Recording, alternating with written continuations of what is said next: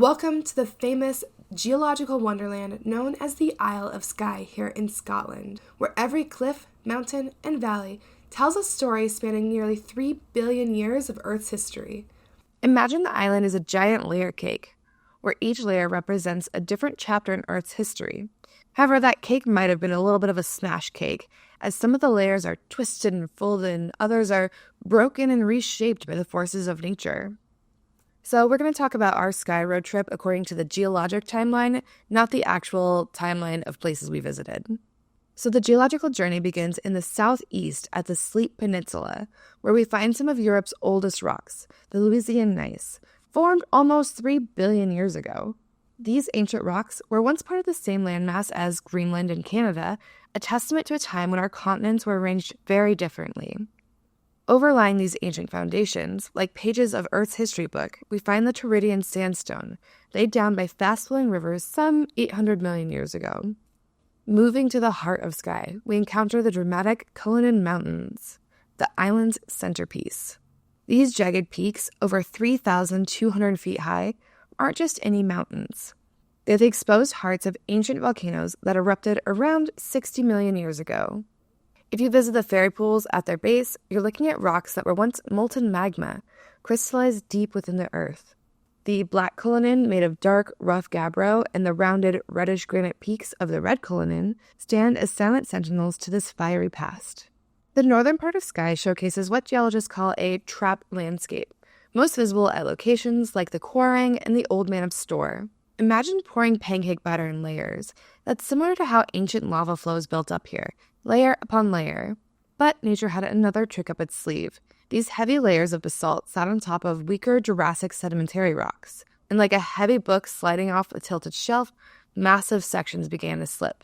This created the iconic landscapes of the Trotternish Peninsula, including the famous Old Man of Storr and the dramatic cliffs of Kilt Rock.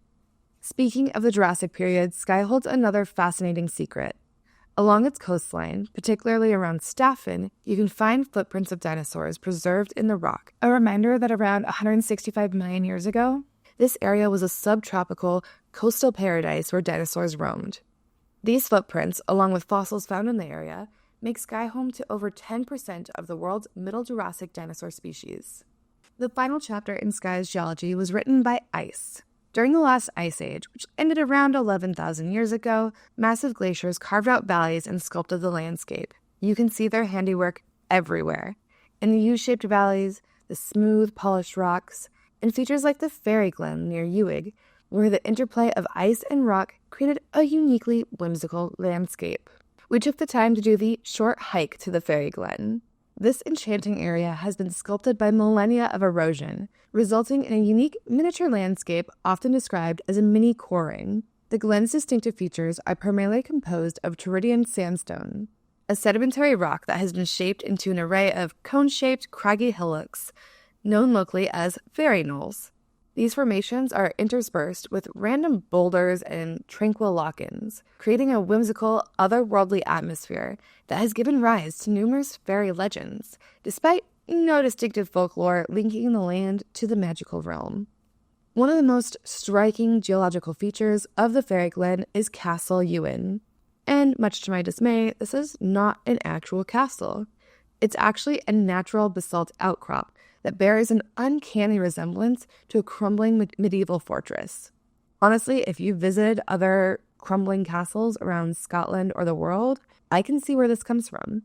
This formation exemplifies the power of differential erosion, where the harder basalt rock has resisted weathering more effectively than the surrounding sandstone. The glen's beautiful landscape is further enhanced by scattered waterfalls and ponds, a testament to the ongoing erosional processes shaping the area. You might also stumble upon a sheep friend or two. When compared to the other geological wonders on Skye, such as the Cuillin, the Fairy Glen stands out for its concentrated, small-scale representation of the larger landslip features found elsewhere on the island. If you're planning to visit these geological wonders, here are some tips. First, popular sites like the Old Man of Storr, the Cuillin, and the Fairy Glen have paid parking, although credit cards are accepted at most of these. Skye can be incredibly windy. Wear layers and hold onto your hats. We used all trails for hiking routes with pretty good success, though most of the paths are well marked. To see the dinosaur footprints at Staffen, be sure to check tide times and plan accordingly. And finally, all of these locations that we visited and more are marked in my free Cool Geology Google Maps layer. I'll add that link in the description below. Today, Skye's geological story continues to unfold. Wind and rain constantly reshape the landscape. Waves batter the coastline, and occasional landslides remind us that the Earth is never truly still. From the ancient gneiss of sleet to the young glacial deposits, Skye stands as one of the world's great geological museums, where the story of Earth's past is written in stone for all to see. Want to see what it's really like trying to film in Skye's infamous weather, as well as other geological adventures from Scotland? Check out the full Rock Record episode for behind-the-scenes adventures and more geological wonders across Britain. And be sure to keep an eye out for more TLDR guides from this journey. Until next time, keep exploring the stories written in stone.